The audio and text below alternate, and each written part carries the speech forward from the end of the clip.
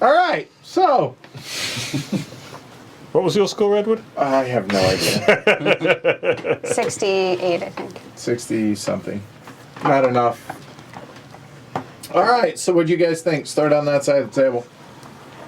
Yeah, so I might be colored by my victory, who knows, but I came in prepared to say I don't find area control that interesting a mechanism, but I think what I'd like to say is I don't find it that interesting a mechanism at like less than 5 players, because last night we played, or the night before last, we played at 4. I thought it was fine. Yeah, El Grande is a 5-player game. Yeah.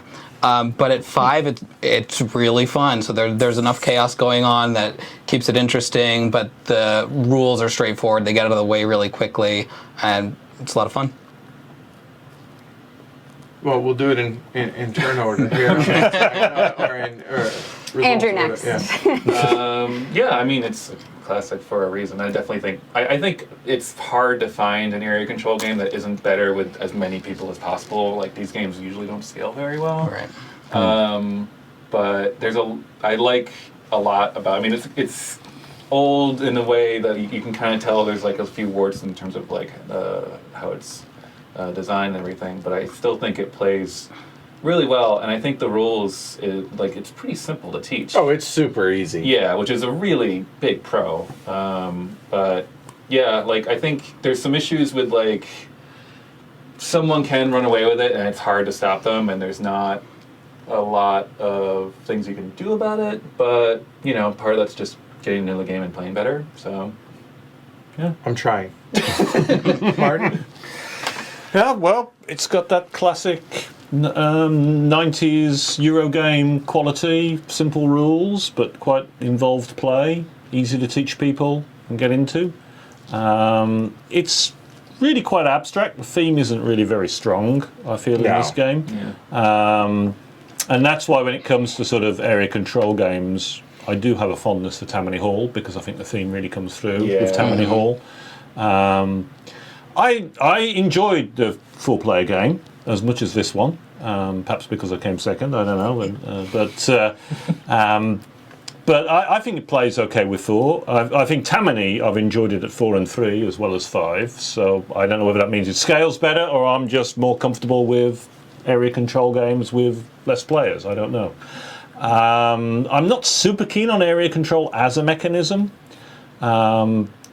partly because I'm not keen, partly because Cindy hates area control games, and partly because you can't play them with 2, and since that's important for me, that means area control is not usually part of my choices. But if you're going to play area control games, El Grande has definitely got to be on the shortlist. If you're into collecting games and you want to play the classics, this has to be there. Having said that, I mean, I have my one area control game with Tammany Hall, and I don't feel the need to get any more, so I'm kind of comfortable with that. That makes sense. Yeah. I love that you mentioned Tammany Hall, because that is such a cutthroat game, like in just backstabbing. But the theme belies that. You know that you're going in this as like competing mobsters, and you're going to attack each other. Right. So this one's a little deceptive in theme. It's or it can be. I think it's very player dependent on whether it is pretty cutthroat. Like you said, I've played it at 4, and I actually enjoy it. I think it's actually better at 4 because there's one card that's not going to get utilized. And when you're playing at 5, you know every one of those cards is going to go out. That's a fair point, yeah. And sure, there's still the ability for somebody to not play it or play it, but you also know whether it's going to be beneficial for them, so you have an inkling of whether they're going to play it or not. So having it set up at a 4-player game where there's one that you're like, oh, I actually have to take that, versus what you saw here on several turns where they're like, well, I know he's going to take that, or I'll force him to take that. There isn't that. So I do think it's actually a better game at 4 than 5. I don't think it has to be cutthroat. I usually do pretty well at this game, and the players I see going cutthroat are the ones that usually don't, because what you need to pay attention to on this board is there's not just a first place scoring. There is second and third, and if you can rack up those second and thirds, you're going to win the game. So it's deceptive in that you get aggressive players that are like, I gotta win these, and it's a mistake, usually.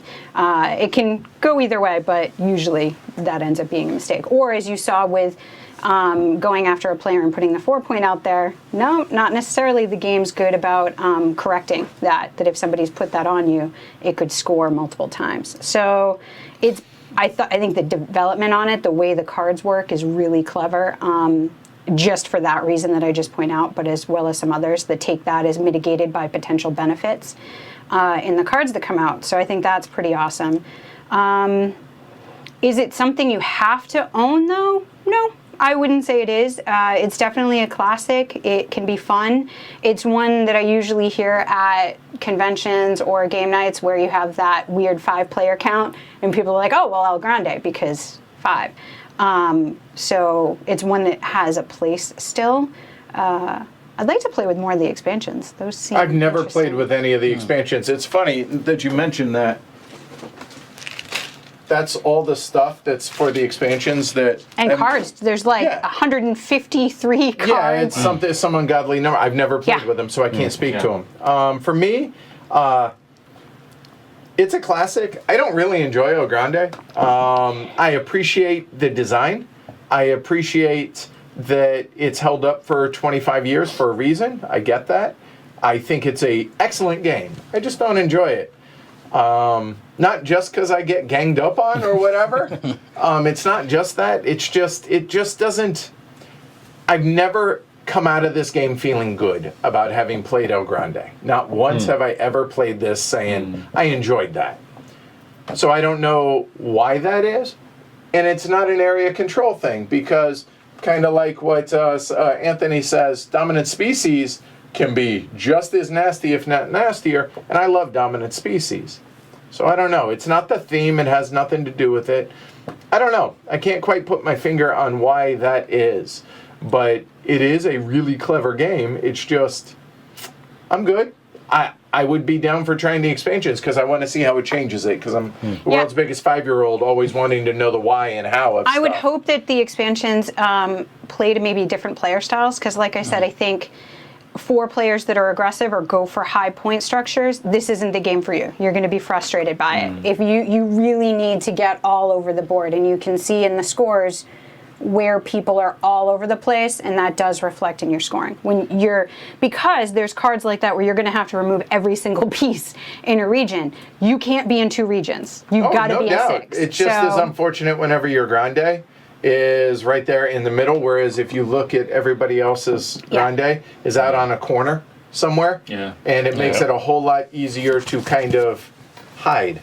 And not, so it just, it gets a little bit... Yeah, I definitely concluded from the game 2 nights ago that you want your Grande in a corner out of the way. And there are the being able to move your Grande workers, but I don't think those came out until They round came out late. 6. Yeah, they or came so, out later. right? But you also could take the move scoreboard, which came out in round 2, and force it on yourself. And that way you're getting that 4 and potentially the 4 score. Oh, so for there's, sure. Yeah, there's definitely things in the game to help you mitigate that, to try to push people out. But yeah, I mean... The cards do add a good bit more randomness, I think, than in Tammany. I mean, Tammany, you've got the randomness from the cubes for the immigrant groups, but It's true. there isn't very much randomness in Tammany in comparison. Yeah. And I feel, I mean, here it really demonstrated. I mean, you were really clobbered by that card. I mean, that really locked you out. But kind of like to what Jess said, though, I had all my guys in 2 regions, but at the same time, I was second in that turn, and I felt that would be safe to do, and nope. So I took a risk, and it didn't work out.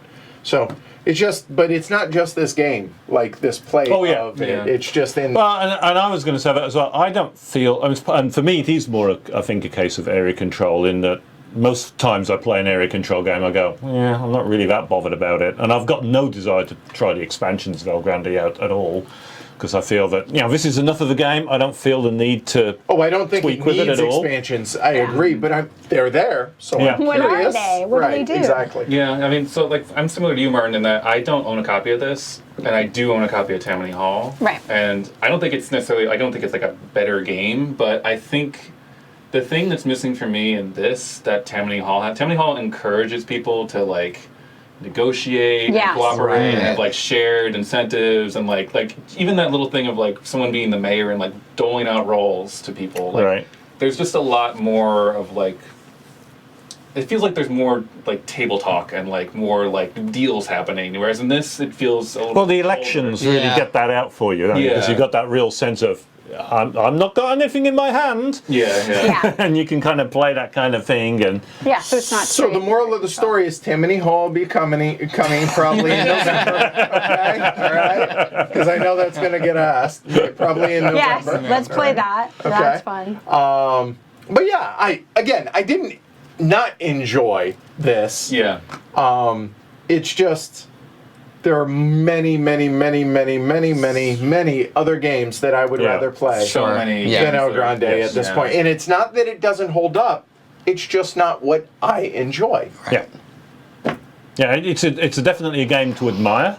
And of course, it was a game that was enormously influential because you can look at so many of games course, that follow yeah, it. absolutely. But as you say, it's not something I'm going to be picking off the shelf. So here's bottom line: is this a game that you would actively say, "Hey, let's play this today," or is it one of those if somebody said, "Hey, do you want to play? Let's play."